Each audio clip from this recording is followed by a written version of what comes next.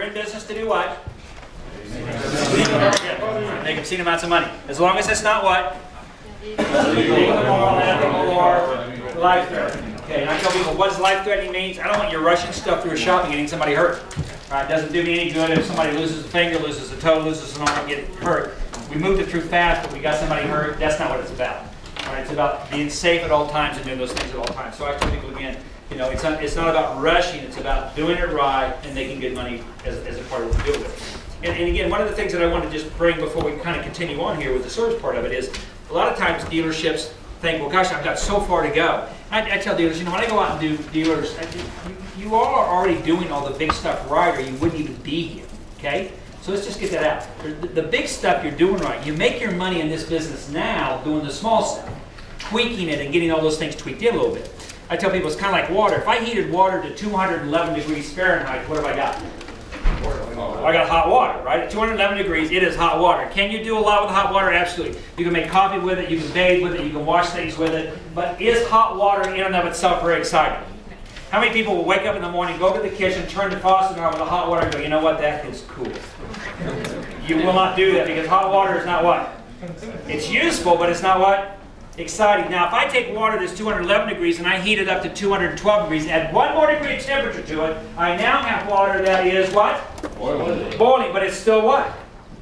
So it's hot water that's now doing something. Would you agree? So boiling now becomes kind of interesting, doesn't it? Have you ever been making pasta or whatever? You got a pot of water on the stove, you turn the burner on, and you walk by and it's doing nothing. It's just doing what? It's just hot water. But at one point when you walk by it, you notice all of a sudden, what's it doing? It's starting to bubble. Now you go like, oh, that's cool. Right? Because bubbling, boiling water is what we call water with an attitude. Isn't that what boiling water is? It's just hot water with an attitude, right? Now let me ask you a question. How did I make that water boil? Did it take a lot? Took one more what? Not a lot, just 1 more degree. Now, boiling water is still cool, but it's not the boiling water that has value. It's the byproduct of boiling water, which is what? Steam. Steam powerful? Oh, powerful, powerful, powerful. Was the steam always in the water? Yes, but we only got the steam to come out of the water when we did what? Moved it up 1 more what? And I tell people again, that's the problem in your dealerships. Your dealerships right now are hot water.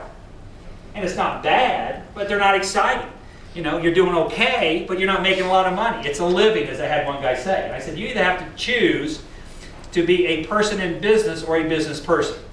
The problem that most of my dealers have is you simply are a person in business.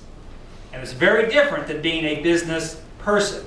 A person in business is there just to get money. A business person is there to make the business do what?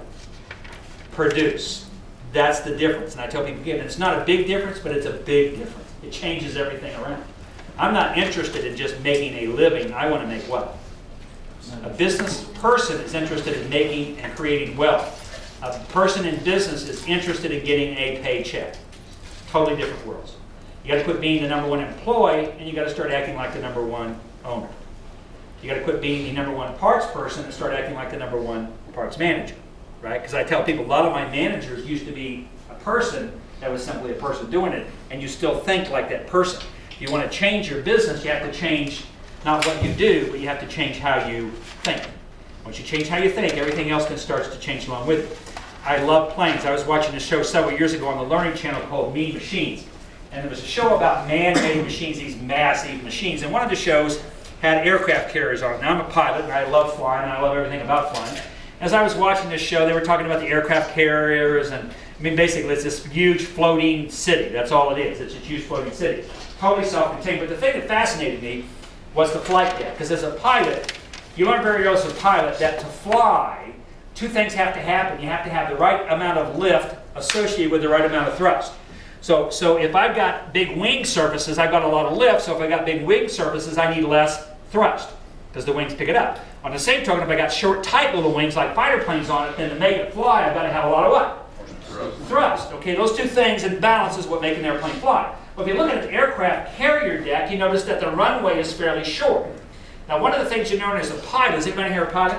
Very fun. Okay. As a pilot, Bob, my instructor told me you can never have too much fuel or too much runway. Did you ever hear that?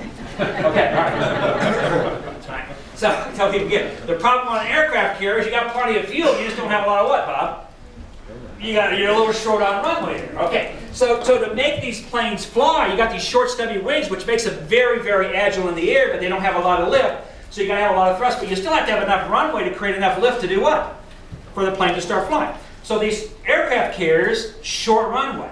So after having the government run $3 or $4 billion jets off in the water, they figured this is not working. We have to do what? Because a jet plane on an aircraft carrier will not fly on its own.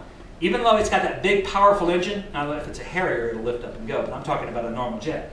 It doesn't have enough runway to create enough lift to make it fly. So, what do they put on aircraft carriers to help airplanes fly?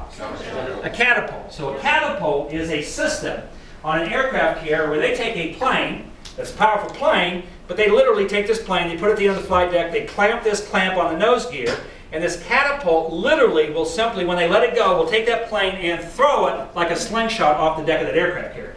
Even if the engine flared out and died, that catapult is powerful enough to make that airplane get away from the deck, because what do you not want on the deck of your aircraft carrier? A wrecked plane full of what? Fuel and bombs. Bad, bad, bad. You want it where? Out there. Okay? Now, that catapult is powered by what? Steam. The same water they use to make coffee for the captain in the morning, heated 1 more degree, will throw a plane off the deck of an aircraft carrier. As a matter of fact, on this show, they said those catapults were so powerful that if you took a standard size American car and you shaped it aerodynamically so it would actually go through the air, wouldn't tumble, he said it would throw a standard size American car out into the ocean over 25,000 feet. Almost 5 miles. Buckle up.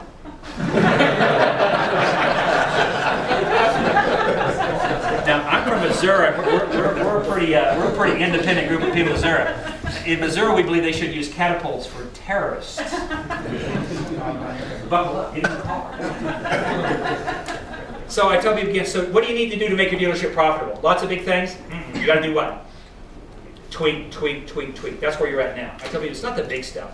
That's why I think you guys are shocked when we can come in and do things so fast, because I tell you, it's not because we do it fast, it's because you already had 90% of it in place. You just didn't have it in the right line, and once you put everything lined out right, it all works. It's like sales. How do you make your closing ratio better? Well, you qualify people better. You want to close more sales, you do a better job qualifying, not closing. You don't close more sales by being better at closing, you close more sales by being better at qualifying in the beginning of the process. A lot of people think, well, you need to be a good closer. No, you need to be a good qualifier. You don't close sales because you didn't do a good job in the beginning when you qualify the person in the very beginning. That's what selling is all about. Closing actually happens if you qualify properly. So again, so it goes back in, you have to rethink what you're doing a little bit. So now let's talk about service.